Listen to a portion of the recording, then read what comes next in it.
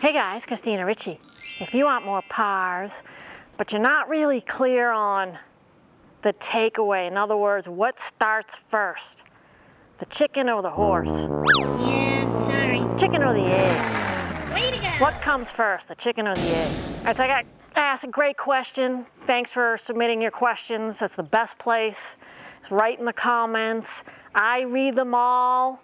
All right, there's a lot of comments, so I can't really answer them. If I answer one, I feel bad that I'm not answering them all, but just know I read them, and then we answer them in future tips. So definitely keep leaving your comments. And the one I got is, Christina, what really starts the takeaway? Is it just the club? Is it the hands in the club? What is it? I'm kind of confused on what initiates it. I'm going to answer that right now. All right, so I'm a big one-piece takeaway person. Let me get the other camera.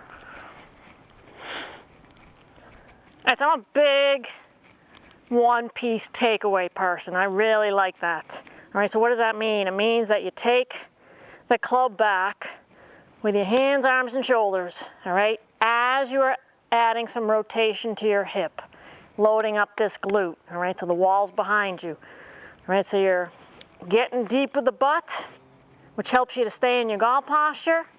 And the takeaway to me is driven by the hands, arms, and shoulders as one, as I'm adding a tiny bit of rotation with the hips. Where players go off, multitude of ways, so they just take the club back with the hands like this, or the club head, and the club works inside like this. All right, so the arm structure gets way behind the torso because this isn't moving and this isn't moving. All right, it's not an arm move for the takeaway. If you do that, you're toast. So instead, you got to really get the chest connected to the arm there so you can see my chest. So turn your chest. All right, you can only turn your chest if you're square at setup. If you're open, you will not be able to turn your chest. All right, that's just a fact. The only thing you're going to be able to do is that. So a popular culprit of why your takeaway is off and why you feel like you can't turn your chest is because you're open. All right, a lot of players are open, a ton. So just make sure you're square. Your chest is going to feel like it's right on top of the club head, most likely behind the ball if you're a player that's really open. And watch your hip line too. I just see this a ton, and the foot's pulled back like this. I just see this a ton, and the foot's pulled back like this. I see that all the time, and it's impossible to make a good takeaway. All right, so check your setup.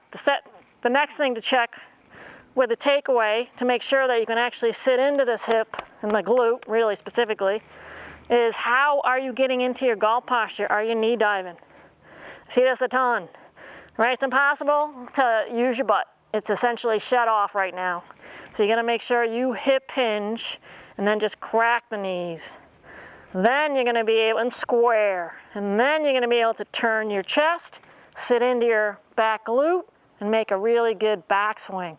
All right, so that just sets the stage for a really good takeaway. The hip is going to turn a little bit. All right, the torso you can see is turning a lot more. When players go off is they try to keep the hip crazy stable. And again, that limits the torso. The torso won't turn if the hips aren't moving. And then you end up with this kind of action here, and then from here you're toast. All right, so that's how the takeaway flows into the backswing, and the culprits are open setup, trying to keep your hips too level, and thinking that it's just the arms and the hands. All right, so groove that, and let me know how it goes.